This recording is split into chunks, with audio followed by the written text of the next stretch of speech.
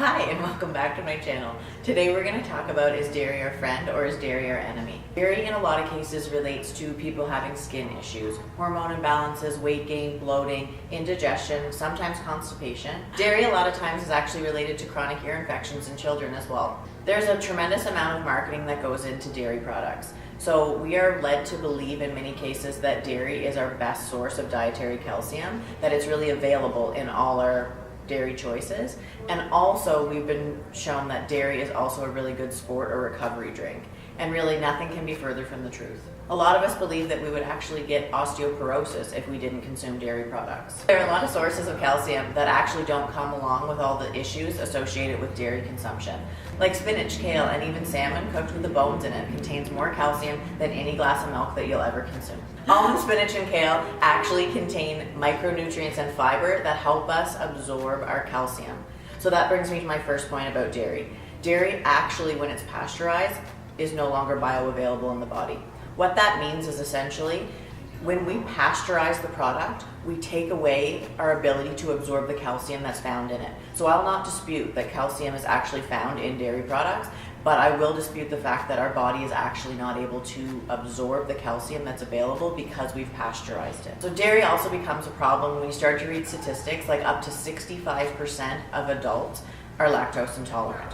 So when we're born, we have an enzyme present so that we can digest our mother's breast milk.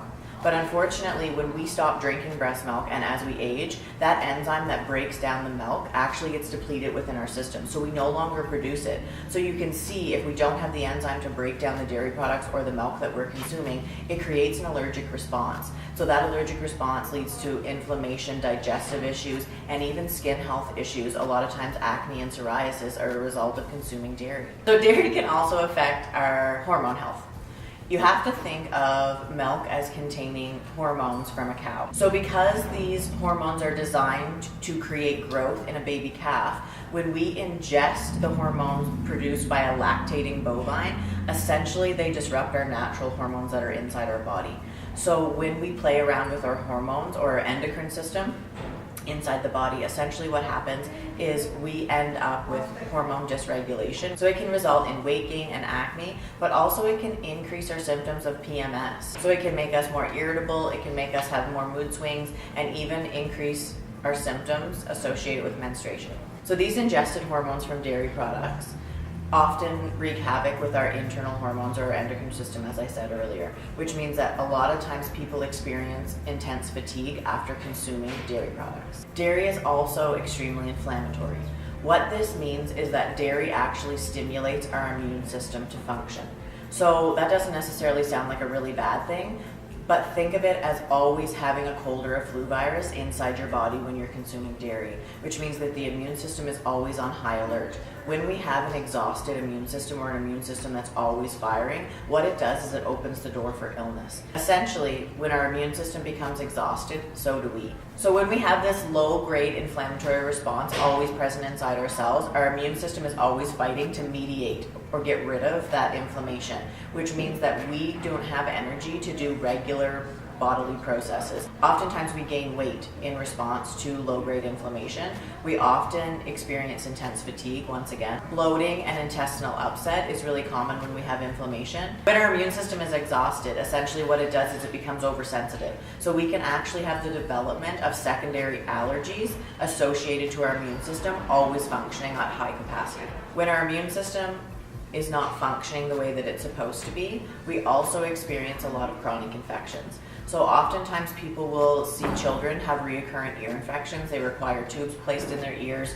They don't have a lot of good drainage. They have constant tonsil and throat infections. It's often associated with dairy, and when we remove that dairy from the diet on a regular basis, the children usually respond really well and the instance of infection decreases significantly. This inflammatory response also directly impacts our skin. So when our body is imbalanced hormonally, but also on an inflammation basis, our skin health is affected not only by a hormone imbalance inside the body, but also when we have this inflammatory response. So a lot of times people will experience skin symptoms such as acne or even rosacea associated to the consumption of dairy products. So essentially this sounds like a whole lot of bad news about dairy, but the truth is it's delicious. So I always recommend everything in moderation. So we don't have to completely eliminate dairy, but we want to make better choices. So if we know that we're making really good choices throughout the week and we choose to indulge on the weekend with a little bit of dairy, it's not going to hurt us. But unfortunately, if we're constantly subjecting ourselves to dairy on a daily basis, this does absolutely become a problem. So how much is too much? That's actually a really difficult question to answer. So every body is completely unique. So people's tolerance level to lactose or actual dairy products is different among individuals. So I say that until you feel symptoms, that's generally your tolerance or your load for that particular substance. So what can you do? So instead of putting cream in your coffee every day, why don't you try almond milk or coconut milk? If you hate almond and coconut milk, put cream in your coffee, but ditch the Greek yogurt. So if you really like yogurt, maybe try doing a coconut yogurt instead. So essentially what I'm getting at is that if we consistently eat dairy, we're probably going to elicit an immune response. A lot of times if we eat with variety and rotation, a lot of times we can mitigate that immune response or that allergic response that happens as a result of consuming dairy. Someone posed a really fantastic question about lactose-free products. So lactose is generally the indigestible portion of dairy for a lot of people. So 65% of the population, as I said earlier, is lactose intolerant, which means we don't have the enzyme to actually break down that lactose molecule. But if you remove that, a lot of times people don't have issue with the product. But I still have issue with the product because we're still talking about the hormones that are present inside that milk product. So if we remove the lactose, that generally removes the allergic response, but it doesn't remove the hormones that we're then ingesting. So all those hormones that kind of wreak havoc with our internal endocrine system and our hormones and cause skin issues and PMS and all those nasty weight gain and bloating symptoms, they are still present. So lactose-free is sometimes a better option if you know you're actually lactose intolerant, but make sure that you understand that there still is risk to consuming it. So lastly, if you're concerned about your calcium consumption, if it's something that you're working on a regular basis to make sure that you're getting in your calcium, but you're going to remove some dairy products, a really good way to ensure that you're getting enough daily calcium is to consume more leafy greens. Leafy greens contain a tremendous amount of calcium, so that's kale, spinach, anything dark green in color essentially, as well as almonds. So almonds contain more calcium than any dairy product that you can consume. So then what about almond milk?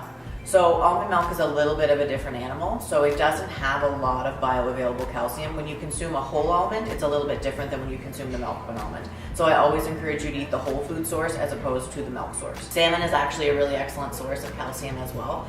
And not only does it contain calcium that is really helpful for bones, but it actually contains vitamin D, which is integral for our bone health as well. So long story short, I always recommend that you indulge and you love your food and you eat the things that make you happy, but also the things that make you healthy. So everything in moderation. So if you're someone who's suffering from allergies, weight issues, lactose intolerance, PMS, bloating, constipation, it may be time for you to consider removing some dairy products. So as I've said before, you should enjoy life and you should enjoy dairy in moderation. If you enjoyed today's video, please like below. And if you would like to see videos on topics like this in the future, please subscribe to my channel. The next one.